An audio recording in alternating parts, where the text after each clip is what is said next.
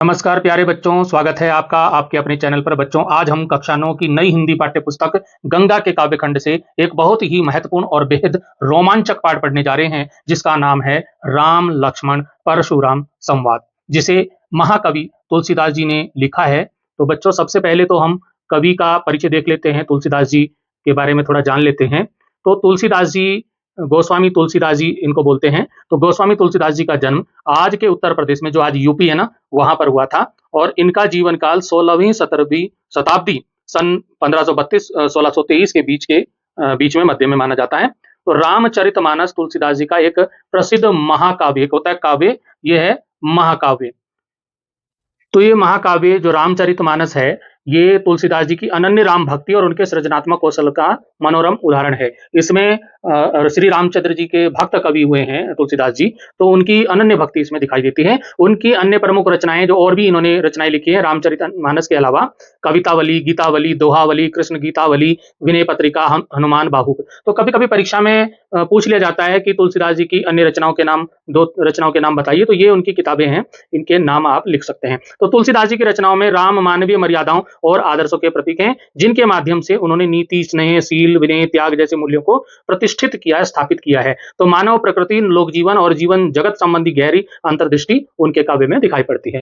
आपको ये मालूम होना चाहिए कि तुलसीदास संस्कृत के श्रेष्ठ ज्ञाता थे। उनका अवधी भाषा और ब्रज भाषा दोनों भाषाओं पर समान अधिकार था। उन्होंने रामचरितमानस की रचना जो की थी, वो अवधी भाषा में की थी। कभी प्रश्न आ जाता है कि रामचरितमानस की भाषा क्या है, तो वो अवधी भाषा है। और विनय पत्रिका और कवितावली जो उनकी रचनाएं हैं, उसकी भाषा क्या है, ब्रज की भाषा है। ब्रज भाषा में रचना हुई है। और काशी में इनका देहावसान हो गया था। देहावसान मतलब इनका देहांत हो गया था, इनकी मृत्यु हो गई थी, डेथ हो गई थी काशी में। कभी कभी पूछ लिया जाता है कहाँ हुई थी, तो काशी आप याद रखिएगा।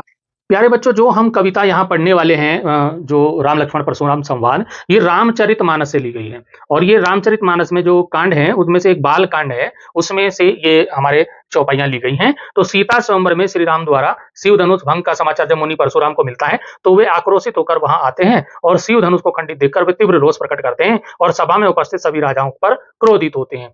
अब यहाँ पर एक बात आती है कि ये परशुराम कौन है, ये कहां से आए। तो इन चीजों को पहले आपको बैक में जाना पड़ेगा, इसको कविता को समझने के लिए। तो आपको इस पाठ की चौपाइयों को समझने से पहले हमारे लिए यह जानना बहुत जरूरी है कि आखिर परशुराम जी कौन थे। ठीक है, राजा लोग उनके नाम से ही थर थर क्यों कांपते थे, और उनके इस भयंकर क्रोध का मुख्य कारण क्या था। तो चलिए पहले चलते हैं इस अद्भुत कथा की पृष्ठभूमि यानी कि पूर्व भूमिका की ओर हम चलते हैं। तो बच्चों, परशुराम जी कोई साधारण मुनि नहीं थे। एक ऋषि मुनि जो होते हैं ना, परशुराम जी कोई साधारण मुनि नहीं थे। ये भृगु कुल के महान ऋषि, भृगु कुल के एक महान ऋषि हुए थे, जमदग्नि ऋषि। तो ध्यान रखिएगा, जमदग्नि जो ऋषि थे, उनके पुत्र थे ये। कौन? परशुराम जी। ठीक है। तो भगवान शिव के परम भक्त थे। शिव जी ने ही उनकी कठिन तपस्या से प्रसन्न होकर उन्हें अपना अमोघ अस्त्र दिया था, जो था परशु। परशु अस्त्र उनको दिया था, जो एक कुल्हाड़े के आकार का होता है परशु, जिसको बोलते हैं फरसा। फरसा दिया था इनको, इसी से इनका नाम परशुराम पड़ा। अब सवाल ये उठता है कि राजा लोग इनसे इतना क्यों डरते थे। ये भी बात आती है ना कि राजा लोग, राजाओं में भय व्याप्त हो गया कि यहाँ तुलसीदास जी ने परशुराम के रोषपूर्ण और तेजस्वी रूप का वर्णन किया है, तो सभा में उपस्थित राजाओं में भय भय हो गया। क्यों हो गया भय? तो उसका कारण ये था कि शास्त्रों के अनुसार उस काल में एक चक्रवर्ती राजा था। जब इनके समय में, परशुराम जी के समय में, जो है एक चक्रवर्ती राजा था, जिसका नाम था सहस्त्रबाहु। याद रखिएगा, जिसका नाम था सहस्त्रबाहु। कभी नाम आएगा इसका, कहीं आएगा, ध्यान रखिए। सहस्त्रबाहु, सहस्त्र होता है बच्चों हजार, हजार बाहु होता है भुजाएं, हजार भुजा, जिसके हजार हाथ हों, हजार हाथ जिसके हों, ऐसा एक राजा था। उसे वरदान प्राप्त था, उसकी 1000 भुजाएं थी। तो उसने अहंकार में आकर परशुराम जी के जो पिता थे, जो जमदग्नि ऋषि थे, उनका अपमान किया। और उनकी एक गाय थी, कामधेनु गाय। कामधेनु गाय जो कि सभी इच्छाओं को पूर्ति करने वाली गाय थी, उसको बलपूर्वक वो छीन कर ले गया राजा सहस्त्रबाहु। कौन ले गया? राजा सहस्त्रबाहु उसको, गाय को छीन करके ले जाता है। जब परशुराम जी को यह पता चला, तो उन्होंने अकेले ही अपनी वीरता, उनको बड़ा गुस्सा हुए वो कि मेरे पिताजी के साथ इतना अपमान किया राजा ने। तो अकेले ही अपनी वीरता और फरसे के बल पे उसने सहस्त्रबाहु की 1000 भुजाओं को काट दिया और उसका वध कर दिया, उसको मार दिया। इसके बाद जब कुछ अन्यायी क्षत्रिय राजाओं ने उनका विरोध किया, तो परशुराम जी ने उनको, राजाओं को, जो दूसरे अन्यायी राजा थे, उनको भी मार दिया। और ऐसा उन्होंने एक बार नहीं किया, ऐसा परशुराम जी ने एक बार नहीं किया, 21 बार किया। कितनी बार किया कभी पूछ लिया जाए, 21 बार उन्होंने अत्याचारी और अभिमानी राजाओं को समाप्त किया और उनकी जो भूमि, उनका जो राज्य है, वो उनसे जीत करके, उनको हराकर उनसे जीत करके वो उसने ब्राह्मणों को दान में दे दिया। यही कारण था कि पूरे संसार के, पूरी दुनिया के राजा उनके विकराल यानी कि भयानक रूप और फरसे के डर के मारे कांपने लगते थे। तो ये कहानी थी परशुराम जी की। लेकिन अभी मामला यह आता है कि अभी क्यों क्रोधित थे, अभी धनुष टूटने की वजह से क्रोधित थे। ऐसा हुआ कि सीता जी के स्वयंवर में, पहले राजा लोग स्वयंवर कराते थे, कुछ शर्तें रखते थे, जो उसमें जीतता था उससे अपनी बिटिया की शादी कर देते थे। तो सीता जी के स्वयंवर में यह शर्त थी कि जो शिव जी के धनुष पर बाण चढ़ा देगा, उस पर प्रत्यंचा चढ़ा देगा, तो वो उससे सीता का विवाह होगा। तो बड़े बड़े राजा आए, नहीं उठा पाए धनुष को, वो बाण तो चढ़ाना क्या, वो धनुष को हिला भी नहीं पाए। लेकिन राम जी ने उसे आराम से उठा लिया और जैसे ही वो भगवान शिव के प्राचीन धनुष को उठाया और उस पर प्रत्यंचा चढ़ाई, बाण उस पर चढ़ाया, तो जैसे वो उसको खींचा, वह धनुष बीच में से टूट गया, यानी कि वो खंडित हो गया। अब वह कोई साधारण धनुष तो था नहीं, वो स्वयं भगवान शिव का त्रिपुरारी धनुष था, जिसे परशुराम जी जो है अपना आराध्य गुरु मानते थे। भगवान शिव को अपना आराध्य गुरु मानते थे परशुराम जी। जैसे ही उस महान धनुष के टूटने की भयंकर टंकार तीनों लोक में गूंजी, तो महेंद्र पर्वत पर तपस्या कर रहे थे परशुराम जी। तो परशुराम जी को क्रोध बड़ा सातवें आसमान पे छू गया, उनका क्रोध, बहुत गुस्सा आया कि वो तो तुरंत जान गए, वो बहुत जो है ज्ञानी वो मुनि थे परशुराम जी। तो उन्होंने पता लगा लिया कि भाई क्यों इतना ये पूरी तीनों लोग डगमगाने लगे, ऐसा क्या हो गया, तो तुरंत जान गए। और उन्होंने ध्यान लगा के देखा तो उन्हें पता चल गया कि धनुष टूट गया है। तो उनके गुरु शिव का धनुष किसी ने तोड़ दिया है। इसी प्रचंड क्रोध में भरे हुए वे राजा जनक की सभा में प्रवेश करते हैं। अब आइए देखते हैं कि आगे नई पुस्तक गंगा में क्या लिखा है। प्यारे बच्चों, ये तो थी हमारी पुरानी जो पहले की कथा। अब हम पढ़ते हैं अब क्या हुआ। राम लक्ष्मण परशुराम संवाद अब स्टार्ट होता है कि अब जब परशुराम गुस्से में आ गए, धनुष टूटा पड़ा है और गुस्से में वो आ गए अपना फरसा उठा करके कि मारूंगा, जिसने मेरे मेरे शिव जी का धनुष तोड़ा है उसको मैं मारूंगा आज, और आगे अपना फरसा उठा करके। अब क्या होता है, आगे की कहानी यहां से शुरू होती है जहां से आपकी किताब में दी हुई है ये वाली कहानी। तो यदि आप इस कहानी को सुनना चाहें तो थोड़ा स्पीड बढ़ा के सुन सकते हैं और स्किप भी कर सकते हैं, आगे आप अपने पाठ जो आपके मतलब का है उसको भी देख सकते हैं। तो आइए शुरू करते हैं ये चौपाई। तो चौपाई पहले पढ़ लेते हैं।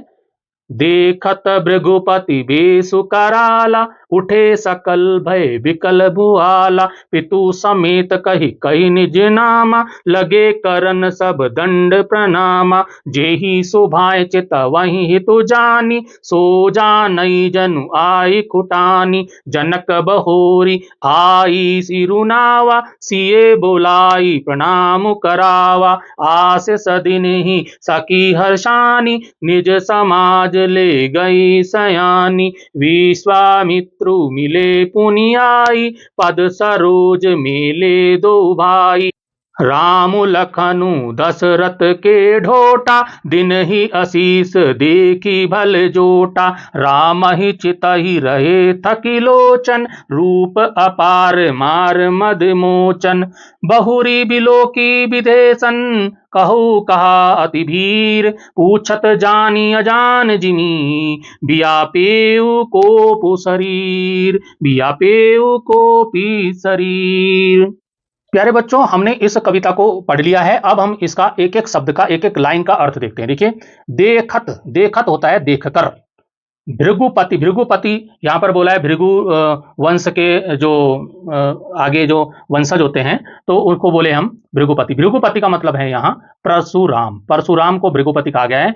बेसु कराला, बेसु मतलब वेश, ठीक है। कराला मतलब भयंकर, भयंकर वेश, भयंकर पहनावा, भयंकर रूप में जब परशुराम जी आए जनक की सभा में, तो उनका भयंकर रूप देखकर जो राजा लोग थे, जितने भी वहां बैठे थे, उन्होंने सब परशुराम की भयंकर वेशभूषा, परशुराम का भयंकर वेशभूष देखकर उठे सकल, सकल मतलब सारे, सारे के सारे, सभी, सभी भय, भय से, विकल मतलब व्याकुल, भय होता डर, भूवाला मतलब राजा, तो सभी राजा व्याकुल हो गए। तो परशुराम की भयंकर वेशभूषा, भयंकर रूप देखकर सभी राजा भय से व्याकुल हो उठे। दूसरी लाइन देखिए, पितु समेत कही कही निज नामा। अब राजा लोग अपना परिचय कराने लगे, राजा परशुराम जी से अपना परिचय कराते हैं। तो परिचय क्या कराते हैं? पितु समेत, पिताजी के नाम के साथ। अपने पिताजी के नाम, अपने पिता के नाम के साथ कही कही निज नामा, अपना भी नाम कहने, निजी, निजी मतलब अपना, अपना नाम भी कहने लगे, निज मतलब अपना नाम भी बताने लगे, पिता के नाम के साथ अपना नाम भी बताने लगे। किसको? परशुराम को। राजा लोग जो थे वहां, वो सभी राजा अपने पिता के नाम के साथ अपना नाम भी बताते हुए बताने लगे। और लगे करण सब दंड प्रणामा, और सभी के सभी करने लगे, लगे करण मतलब करने लगे, सब सभी दंडवत प्रणामा, दंडवत प्रणाम होता है धरती पर लेट करके जो प्रणाम होता है, धरती पर लेट जाओ सीधे और हाथ जोड़ लो चरणों में परशुराम जी के, तो वो वैसा वाला प्रणाम, दंडवत वाला प्रणाम करने लगे। अपने सभी राजा अपने पिता के नाम के साथ साथ अपना नाम बताते हुए परशुराम जी को दंडवत प्रणाम, धरती पर लेट कर प्रणाम करने लगे, कि जिससे कि परशुराम जी हमसे नाराज ना हो। फिर है जेहि सुभाएं चित्त वही हितु जानी, जेहि मतलब जिसको, जेहि मतलब जिसको, स्वभाएं, स्वभाएं मतलब स्वाभाविक, स्वाभाविक रूप से, चित्त वही देखते हैं, जिसको देखते हैं, हितु हितेशी मतलब भला चाहने वाला, जानी जानकर, जिसको भी परशुराम ने अपना स्वाभाविक हितेशी मानकर देख लिया, जिसकी तरफ परशुराम जी ने देख लिया अपना समझ करके, सो जानई वही जानने लगा, जनु आई खुटानी, जनु मतलब जैसे, जैसे आई आ गई है, खुटानी मतलब उसके जीवन की अंतिम घड़ी, जीवन के दिन पूरे हो गए, जिसकी तरफ परशुराम ने देख लिया, सो जानई वही जानने लगा, जैसे आ गई उसकी समाप्ति, मतलब उसके दिन पूरे हो गए, उसकी मौत आ गई, मतलब उसको लगा कि मेरी जिंदगी पूरी होगी। जिसकी तरफ भी परशुराम ने देखा, स्वाभाविक रूप से देखा, परशुराम जी ने ऐसे ही देख लिया कि ये अच्छा आदमी है, इसकी तरफ को देख लिया, लेकिन राजा लोग इतने डर गए कि उनको लगा कि अब बस आ गई, हमारी मौत आ गई, अब हमारे जीवन के दिन पूरे हो गए। तो परशुराम जी ने जिसको अपना अपना मानकर देख लिया, उसे भी लगा, उसे भी ऐसा लगा कि उसके जीवन के दिन पूरे हो गए, भाई अब तो गया। तो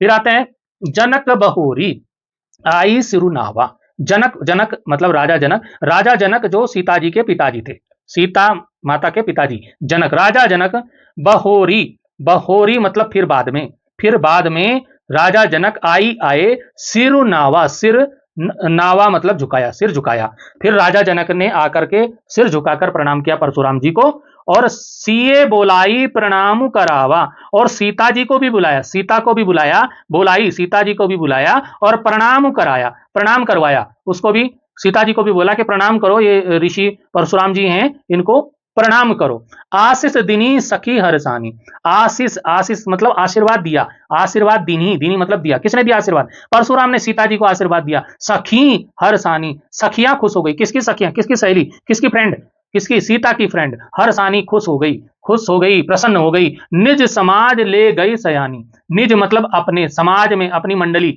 जो सखियों की सहेलियों की मंडली होती है उसमें ले गई, ले गई सीता जी को। सयानी मतलब समझदार सखियां, सयानी मतलब समझदार, समझदार भी बोल सकते हैं, चतुर भी बोल सकते हैं। तो वो सखियां सीता जी को फिर प्रणाम करने के बाद, परशुराम जी को जैसे सीता जी ने प्रणाम किया, और वो उसको अपने साथ अपनी मंडली में ले गई।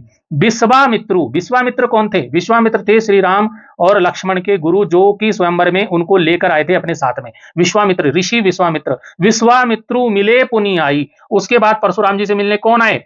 कौन आए? विश्वामित्र आए। उसके बाद विश्वामित्र जी आकर के, विश्वामित्र मिले, मिलने, पुनि फिर आए, आई मतलब आए, कौन आए? विश्वामित्र जी आए परशुराम जी से मिलने। पद सरोज मेले दो भाई, और जो दोनों भाई वो अपने साथ लेके आए थे राम लक्ष्मण को, तो उनको क्या किया? पद सरोज, पद, पद मतलब चरण पैर, सरोज मतलब कमल, चरण कमलों में, चरण कमलों में मेले झुकवाया, दो भाई, दोनों भाइयों को झुकवाया परशुराम जी, दोनों भाइयों को परशुराम जी के चरण कमलों में झुकवाया, मतलब दोनों से प्रणाम करवाया कि परशुराम जी को प्रणाम करो। ठीक है। रामु लखनु दशरथ के ढोटा, रामू, रामू और लक्ष्मण, रामू मतलब राम, लखनु मतलब लक्ष्मण, दशरथ राजा दशरथ के ढोटा, ढोटा मतलब पुत्र, किसके पुत्र? राजा दशरथ के पुत्र कौन थे? राम और लक्ष्मण, राम और लक्ष्मण के पिताजी का नाम था दशरथ। तो राम लक्ष्मण दशरथ के ढोटा, राम लक्ष्मण किसके ढोटा हैं, किसके पुत्र हैं, किसके बालक हैं? दशरथ के बालक हैं। तो परशुराम जी को बताया गया कि ये दोनों राम लक्ष्मण राजा दशरथ के पुत्र हैं। दिनी आशीष दिया, आशीष दिया, आशीर्वाद दिया, दीनी आशीष, परशुराम जी ने उनको आशीर्वाद दिया, देखी, देख करके भल जोटा, भल जोटा, जोटा होता है जोड़ी, दोनों भाइयों की जोड़ी, दोनों भाइयों की जोड़ी को देख करके, भल मतलब अच्छी, भल मतलब भला, भला अच्छी जोड़ी, दोनों भाइयों की अच्छी जोड़ी को देख करके परशुराम जी ने इस सुंदर जोड़ी को आशीर्वाद दिया। राम ही चितई रहे, राम ही चितई रहे, राम को देखते रहे। कौन देखते रहे? परशुराम जी। राम ही चितई रहे, थकी लोचन, उनके लोचन, लोचन मतलब आंखें, आंख, आंख लोचन बोलते हैं आंख, आंख थकी गई, आंख थक गई, उनको देखते रहे वो श्री राम जी के सौंदर्य। श्री राम जी इतने सुंदर थे कि परशुराम जी के नयन जो है ठगे रह गए, वो देखते रह गए, देखते रह गए, आंखें थक गई और वो देखते रह गए। रूप अपार मार मद लोचन, रूप अपार था श्री रामचंद्र जी का, श्री रामचंद्र जी का रूप सौंदर्य अपार था, जिसका कोई पार नहीं था, उससे सुंदर कोई था ही नहीं। राम का रूप स्वयं मार, मार होता है कामदेव, जो सुंदरता के देवता जो थे, सुंदरता के देवता, एक देवता है, देवता बहुत सारे हैं तो कहते हैं बहुत सारे देवता हैं, 33 करोड़ देवता हैं, तो इसमें एक कामदेव देवता है जो कि सुंदरता के देवता हैं, सुंदरता के, बहुत ब्यूटीफुल, बहुत सुंदर, स्मार्ट। तो मार उनको बोला है। तो रूप अपार, मार मतलब कामदेव से भी ज्यादा सुंदर कौन थे? रामचंद्र जी थे। मद मोचन, मद मतलब नशा और मोचन होता है मुक्ति या नष्ट करना, मोचन होता है मुक्ति या नष्ट करना। तो इसका मतलब क्या हुआ कि रामचंद्र जी की सुंदरता इतनी थी कि वो कामदेव की सुंदरता की, उसके मद को भी नष्ट कर रही थी, उसको भी मुक्त कर रही थी, खत्म कर रही थी, इतनी सुंदरता थी। मतलब रामचंद्र जी की सुंदरता कामदेव से भी ज्यादा बढ़कर थी। अभी तक जो हम पढ़ रहे थे वो थी चौपाई। यहां पर एक दोहा, अंत में दोहा टाइप का आ जाता है। तो यहां पर क्या है? बहुरी बिलो की विधे सन जह कहू कहा अति भीर। तो इसका मतलब क्या? बहुरी, बहुरी मतलब फिर, बहुरी फिर, बिलोकी देखा, देखकर, विधे, विधे मतलब राजा जनक, राजा जनक को बोलते हैं विधे। तो क्या हुआ कि फिर देखकर राजा जनक की सन ओर, की ओर, सन मतलब की ओर, राजा जनक की ओर देखकर, किसने? परशुराम ने राजा जनक की ओर देखकर कहू कहा, कहा अति भीर, कहा मतलब क्यों, कहा मतलब क्यों, अति अत्यधिक अधिक, भीड़, भीड़ मतलब भीड़, क्यों लगाई है अत्यधिक भीड़, इतनी ज्यादा भीड़ क्यों हो रही तुम्हारे राज्यसभा में? तो बहुरी फिर बिलोकी देखकर विधे राजा जनक की सन और कहू कहा, कहा क्यों, अति भीड़ क्यों हो रही है इतनी भीड़। फिर राजा जनक की ओर देखकर पूछा, कहो इतनी भीड़ क्यों है? तो पूछत जानी अजान, पूछत पूछा, जानी जानते हुए भी, परशुराम जी सब जानते थे, वो तो ज्ञानी मुनि थे। तो पूछत जानी जानते हुए भी, अजान बने, अज्ञान बने, जानते हुए भी अनजान बनकर पूछा। जिमी, जिमी की तरह मतलब की तरह, अनजान की तरह, अजान की तरह मतलब अनजान की तरह पूछा। बिया पेऊ, बिया पेऊ मतलब फैल गया। कोपू, कोपू मतलब क्रोध, गुस्सा। शरीर मतलब शरीर, बॉडी।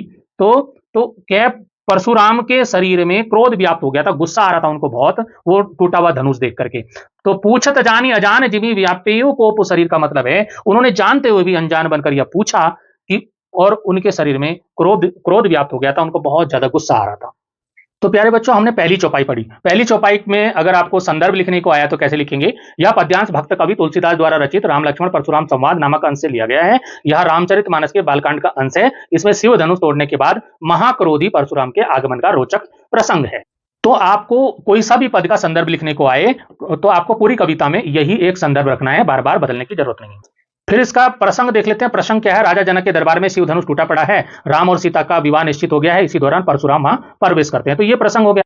अब जो मैंने आपको पहली चौपाई का हिंदी अनुवाद बताया एक एक शब्द का, उसको आप अगर लिखना चाहें तो इस प्रकार यहां से लिख सकते हैं। व्याख्या: परशुराम का महाभयंकर रूप वेश देखकर वहां उपस्थित सभी राजा भयभीत हो उठे। वे सभी अपने पिता के साथ अपना नाम बताकर परशुराम को दंडवत प्रणाम करने लगे। परशुराम सहज नजरों से भी जिसे अपना हितैषी मानकर देख लेते, वह भी परशुराम से डर जाता, उसे भी भय लगता था, उसे लगता था मानो उसकी उम्र पूरी हो गई, अब दिन पूरे हो गए हैं।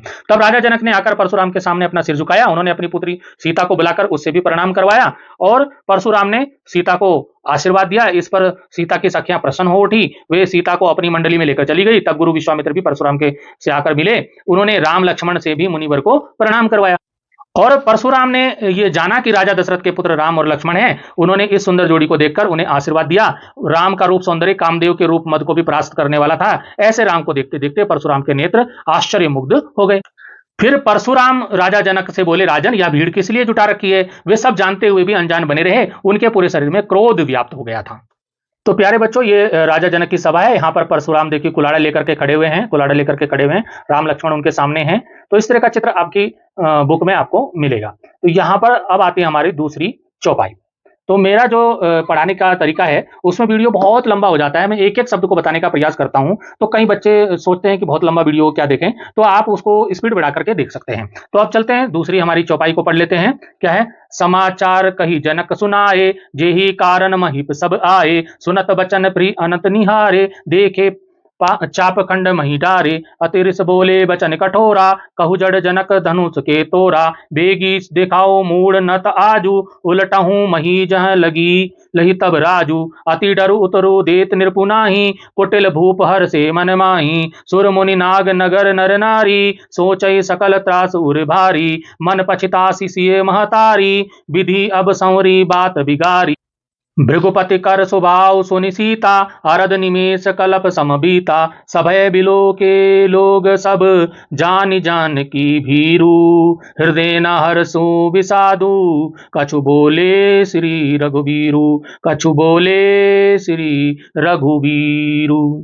जब परशुराम ने भीड़ का कारण पूछा राजा जनक से, तो राजा जनक ने सारी बात उसको परशुराम को बताई। समाचार कही जनक सुनाए, समाचार पूरा समाचार राजा जनक ने सब समाचार कही कही मतलब कह दिया, जनक सुनाए जनक ने सुना दिया। किसको सुना दिया? परशुराम को सारी बात बता दी कि ऐसे ऐसे स्वयंवर था और ऐसे धनुष टूट गया। जे ही कारण महिप सब आए, इस स्वयंवर के कारण जे ही मतलब जिसके, कारण मतलब कारण, महिप मतलब राजा, सब आए जिसके कारण सारे राजा आए। तो परशुराम ने पूरा समाचार बता दिया कि मैंने सीता का स्वयंवर रखा था, उसमें शर्त रखी थी धनुष वाली, तो इसी के कारण जो है ये सारे राजा यहाँ पर आए। सुनत बचन फिर अनत निहारे, सुनत सुनत बचन, सुनत सुनत बचन मतलब सुनकर वचन, वचन मतलब बातें, बातें सुनकर, सुनकर किसकी बातें सुनकर? जनक की, राजा जनक की बातें सुनकर, फिरी फिरी अनत निहारे, फिर अनत निहारे, फिर और कहीं निहारे, निहारे मतलब देखा, अन्य तो मतलब दूसरी जगह पर, फिर घूम कर फिर दूसरी ओर देखा। तो जनक के वचन सुनकर परशुराम ने फिर दूसरी ओर देखा, निहारे मतलब देखा।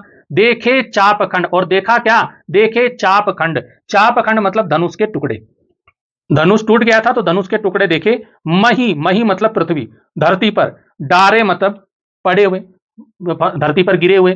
तो राजा जनक से बात सुनने के बाद फिर दूसरी ओर जब परशुराम ने देखा तो क्या देखा? देखे चाप खंड मही डारे, धनुष के जो टुकड़े थे जमीन पर गिरे हुए देखे, भूमि पर गिरे हुए देखे। और जब अपने गुरु शिवजी के धनुष के टुकड़े देखे वहां पर तो उनको गुस्सा आ गया, तो अति रिस बोले, अति रिस, अत्यधिक रिस मतलब क्रोध में बोले, अत्यधिक क्रोध में बोले, रिस होता है क्रोध, बोले वचन कठोरा, कठोर वचनों में बोले। तो जब वे बहुत क्रोधित, क्रोध में आ गए तो बहुत ज्यादा कठोर शब्दों में वो बोले, कहू जड़ जनक, कहू जड़ जनक, कहो मूर्ख जनक, मूर्ख राजा जनक बताओ धनुष के तोड़ा, धनुष किसने तोड़ा, इस धनुष को किसने तोड़ा? मूर्ख राजा जनक ये बताओ धनुष के तोड़ा, के मतलब किसने तोड़ा, तोड़ा मतलब तोड़ा।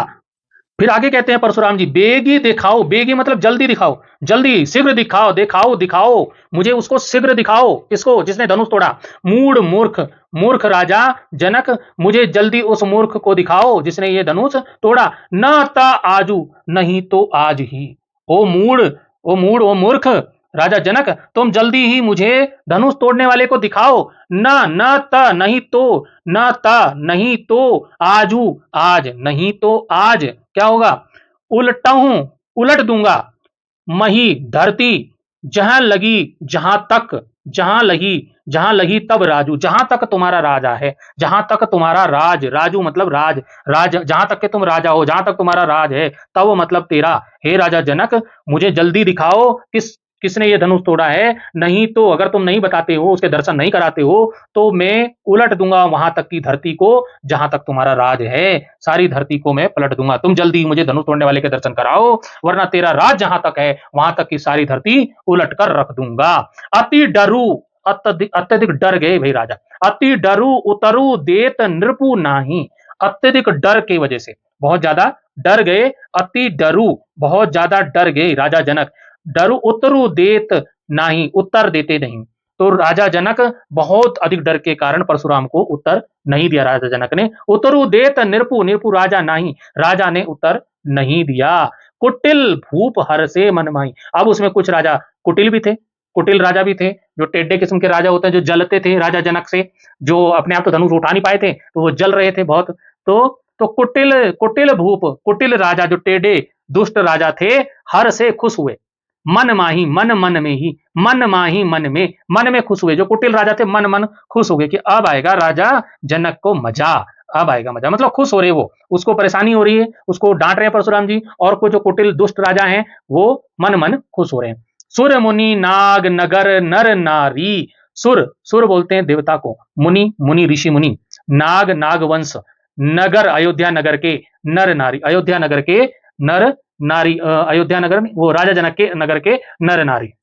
तो वहां सीता के स्वयंवर में जो बड़े बड़े लोग आए थे, वहां देवता आए थे। तो जो देवता मुनि ऋषि मुनि नागवंश के और नगर के जितने भी, शहर के जितने भी नर नारी थे, सोच ही चिंतित हो गए। सकल सकल त्रास उर भारी, सभी के लिए क्या था, त्रास भय था। उर उर होता है हृदय, दिल, भारी त्रास था, सभी सोच में पड़ गए, उनके दिलों में भारी चिंता और भय छा गया। कहने का तात्पर्य यह है कि जितने भी देवता मुनि नागवंश के नगर के नर नारी सब लोग चिंतित हो गए। सोचे ही मतलब सोचने लगे, सकल मतलब सभी, त्रास भय के बारे में, और मतलब हृदय में भारी भारी सोच और भय उनके हृदय में व्याप्त हुआ। आगे है मन पछताती सिय महतारी, मन मन में पछताने लगी, पछताने लगी। सिय सिय सीता जी की महतारी, महतारी होता है माँ, सीता जी की माँ, माँ या माता जो बोलते हैं, तो सीता की जो माता जी थी वो मन ही मन, माँ मन ही मन में पछताने लगी और कहने क्या बोलने लगी, विधि, विधि होता विधाता भगवान, अब संवरी बात बिगाड़ी, अब भगवान ने विधाता ने हमारी संवरी हुई बात, बनी बनाई बात क्या है, बिगाड़ी मतलब बिगाड़ दी है। विधाता ने परशुराम जी को बीच में भेज दिया है और अब बनी बनाई बात बिगाड़ दी। कहां, राम और सीता का विवाह भी हो गया था और यहां पर क्या है, ये बात बिगड़ गई है। वो भी चिंतित हो गई सीता जी की माता जी। तो भृगुपति कर स्वभाव सुनी सीता, भृगुपति मतलब परशुराम जी, भृगुपति स्वभाव, स्वभाव मतलब स्वभाव, सुनी सुन करके सीता, सीता ने परशुराम के क्रोध के बारे में सुना, क्रोध के बारे में जानकर वो भी क्या हो गई, बेचैन हो गई, बहुत ज्यादा बेचैन हो उठी। तो भृगुपति कर स्वभाव सुनी सीता, परशुराम के क्रोध के स्वभाव के बारे में सुनकर सीता इतनी बेचैन हो गई, कितनी बेचैन हो गई, अरद निमेष कल्प सम बीता, कि अरद निमेष उसका आधा आधा जो है, निमेष कल्प आधा आधा जो पल, आधा आधा समय, पल मतलब क्षण, पल, निमेष मतलब होता है पल या क्षण या समय। तो कल्प सम बीता, कल्प मतलब लाखों साल, सम सम मतलब समान बीता, मतलब सीता जी इतनी बेचैन हो गई कि उसका एक एक पल, आधा आधा पल, अरध निमेष आधा आधा पल, कल्प समान लाखों वर्षों के जैसे बीतने लगा। ये थोड़ा थोड़ा सा क्षण क्षण उसको ऐसा लगता था कि बहुत ज्यादा समय हो गया, बहुत ज्यादा टाइम हो गया। सब भय बिलो के लोग, सब भय बिलो के, सब भय मतलब भय, सभी भय में थे, भय सहित, बिलो के, बिलो के मतलब देखे, लोग सभी लोग भय में देखे।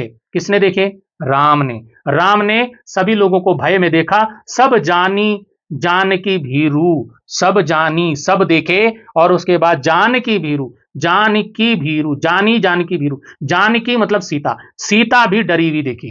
राम ने सभी लोगों को तथा सीता को भयभीत देखा। सब भय बिलो के लोग, सभे बिलो के लोग सब, यानी कि सारे के सारे लोग डर में भय में देखे, और जानी जानकी भीरू, और जाना कि सीता भी भयभीत है, सीता को भी भयभीत देखा।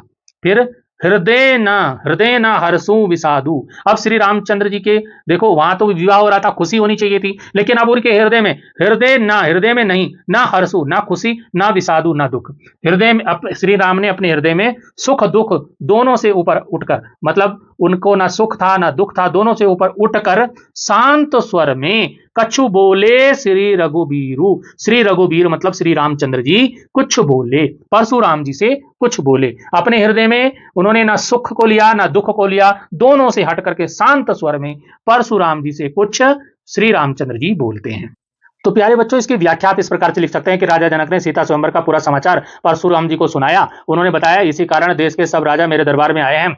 जनक के वचन सुनकर परशुराम ने भी दूसरी ओर देखा, उन्होंने देखा कि धरती पर शिव का धनुष टूटा पड़ा हुआ है। यह देखकर वे क्रोध में आकर कठोर वचन बोले, ओ मूर्ख जनक, यह बता कि इस धनुष को किसने तोड़ा है। मूढ़ राजा मतलब मूर्ख राजा, मुझे जल्दी उस व्यक्ति से मिलवा, उसके दर्शन करवा, वरना जहां तक तेरा राज है वहां तक की सारी धरती में उलट कर रख दूंगा। राजा जनक कितने डर गए, कि उनसे उत्तर देते नहीं बना, उन्होंने उत्तर ही नहीं दिया। तो दरबार में बैठे अनेक दुष्ट राजा मनी मन खुश हुए कि अब जनक की अकल ठिकाने आएगी। वहां उपस्थित देवता, मुनिजन, नागजन, नगरवासी, नर नारी सभी के मन में चिंता और भारी भय व्याप्त हो गया। सीता की माता मन में पछताने लगी कि हाय विधाता, हाय भगवान, विधाता ने बनी बनाई बात बिगाड़ दी है। सीता ने परशुराम के क्रोधी स्वभाव के बारे में सुना तो उनका एक एक पल लाखों वर्षों जितना लंबा बीतने लगा। वे बेचैन हो उठी। राज्यसभा में उपस्थित सभी लोगों को और सीता को भयभीत जानकर श्री राम दुख सुख से मुक्त शांत वाणी में परशुराम जी से कुछ बोलते हैं। प्यारे बच्चों, अंतिम चौपाइयों की ओर चलते हैं।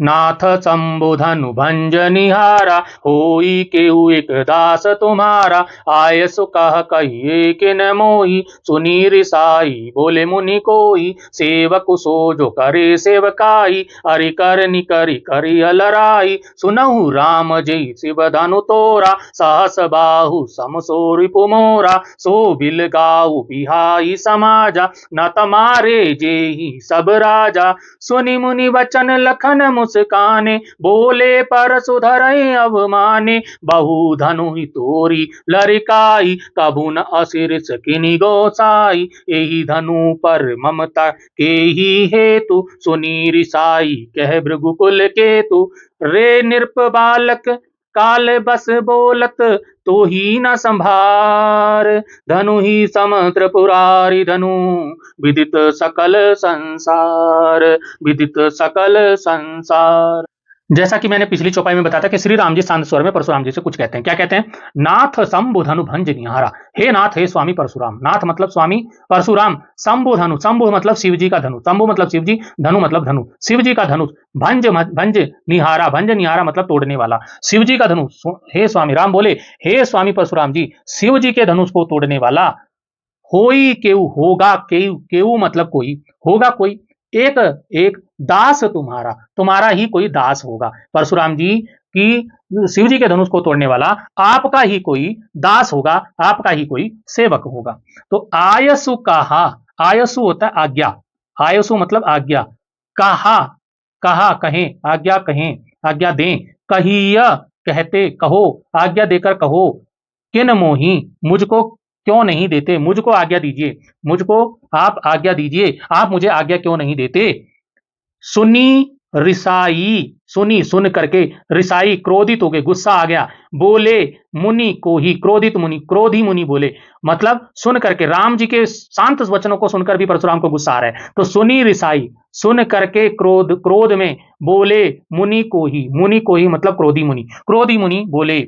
आप जब उन्होंने सुना परशुराम जी ने, तो यह सुनकर क्रोधी मुनि परशुराम क्रोध में आकर बोले, सेवकु सो जो करे सेवकाई। क्या बोले परशुराम जी? सेवकु, सेवक, सेवक सो, सेवक वह जो करे सेवकाई, सेवक वो होता है जो सेवक, सेवक का काम करे। सेवक कौन होता है? जो सेवकाई करे, सेवा करे, सेवक करे सेवकाई, जो सेवा करे, जो सेवा करे, सो वह सेवक होता है। सेवक कौन होता है? जो सेवा करे, सेवक वही होता है जो सेवा करे। तो अरि, अरि होता है दुश्मन, दुश्मन शत्रु, करनी काम, दुश्मन का काम होता है, करी करिया लड़ाई, लड़ाई मतलब लड़ाई, दुश्मन का काम होता है लड़ाई करना, करी करके, करके कर लड़ाई, लड़ाई मतलब लड़ाई।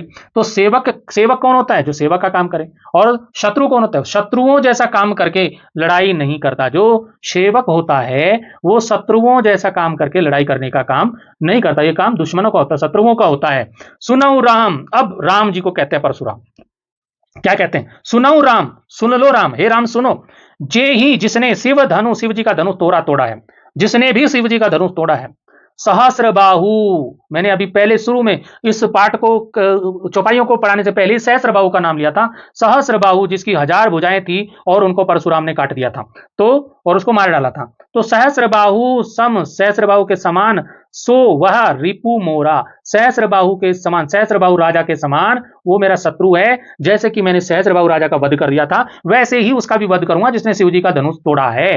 तो सुनो राम, सुनो राम, जिसने भी शिव का धनुष तोड़ा है वो सहस्र बाहु राजा, राक्षस राजा के समान मेरा घोर शत्रु है। आगे परशुराम जी कहते हैं, सो बिलगाऊ, बिलगाऊ मतलब अलग करके, उसे अलग करके निकाल दो जिसने धनुष तोड़ा है। अपने बीच में जहां कहीं भी तुम्हारे बीच में बैठा उसे बाहर निकालो। लोगों को कह रहे, जो राजा थे ना वहां, तो क्या कह रहे हैं? सो बिलगाऊ, सो बिलगाऊ उसे अलग कर, अलग, बिहाई, बिहाई छोड़ दो समाजा, समाज से उसको अलग छोड़ दो।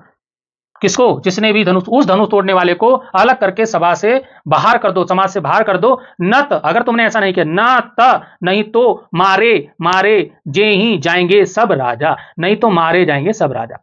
अगर तुमने उसको, जिसने शिव जी का धनुष तोड़ा है, उसको अगर आपने समाज से बाहर नहीं निकाला, तुम कह रहे हैं सो बिल गाओ बियाई समाजा, इसलिए उसको अलग करके छोड़ करके समाज से बाहर कर दो उसको, न तो मारे जे ही सब राजा, नहीं तो मारे जाएंगे तुम सब राजा, जितने भी यहाँ बैठे सबको मारूंगा अगर तुम उसे बाहर नहीं निकाले। जैसे क्लास में गुरुजी बोल देते हैं ना कि बताओ गलती किसने करी, अगर तुम नहीं बताओगे तो सबको मार पड़ेगी, वो वैसे ही परशुराम जी कह रहे हैं कि उसको बाहर निकाल दो जिसने ये गलती करी, जिसने शिव जी का धनुष तोड़ा, नहीं तो सारे मारे जाएंगे, सारे के सारे। सुनी मुनि वचन लखन मुस्काने, परशुराम मुनि के वचनों को सुन करके लक्ष्मण मुस्कुराने लगे, लक्ष्मण मुस्कुराने लगे और बोले, मुस्कुराते हुए बोले, परशुधरई अवमाने, परशुराम जी का अपमान अपमाने, उनका अपमान करते हुए, परशुधरई परशुधरई, परशु को धारण करने वाले परशुराम, परशुराम जी का अपमान करते हुए बोले, क्या बोले?